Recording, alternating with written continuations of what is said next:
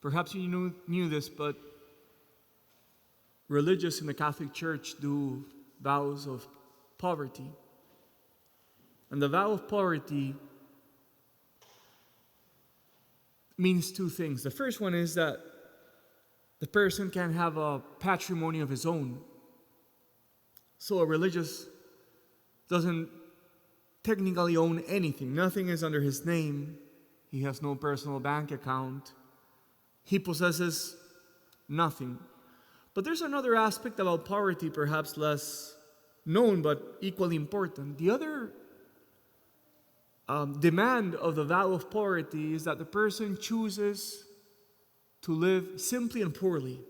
Not only that he possesses nothing, but in his own personal decisions, he also chooses to live simply and poorly. This not always happens. The other day, Father David, the pastor, he knew that my cell phone was due change, and he offered me two different cell phones. One that was more or less like the one that I had just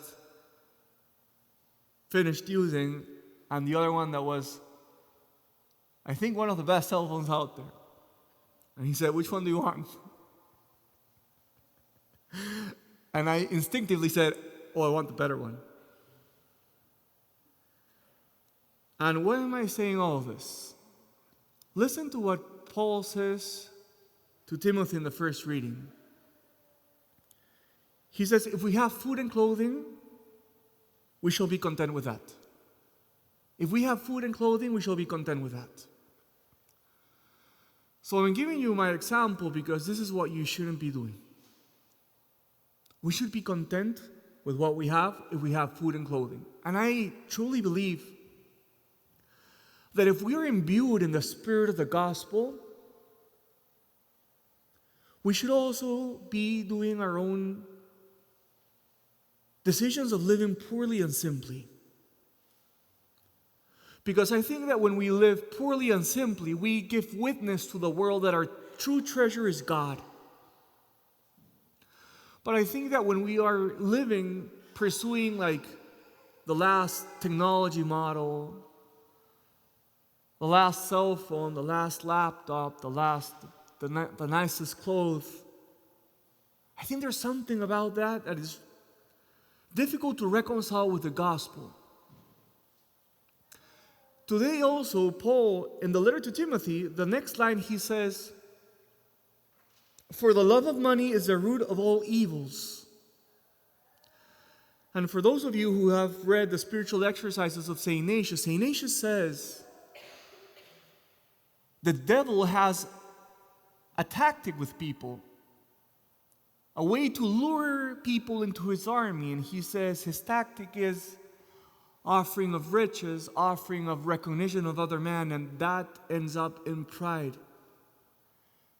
But St. Ignatius of Loyola says, on the other hand, Jesus has a different tactic. When he lures people into his army, he invites them to live out poverty, not caring about other people's opinions, and that leads you to humility. So brothers and sisters, let me finish with this. Are you truly imbued in the spirit of the gospel in such a way that you're content if you have clothing and if you have food? Or is there still greed in your heart? Are you still looking for any way of luxury, any way of having the best model, the best things? Are you still choosing the best cell phone like I did? Or are we truly imbued in the spirit of the gospel? When you look at Jesus and the cross, Jesus truly lived out the words that we've said today in the antiphon of the psalm. Blessed are the poor, because he died poor on the cross. Remember that this spirit of living poverty is not only for religious, but it's for every Christian, every disciple of Christ.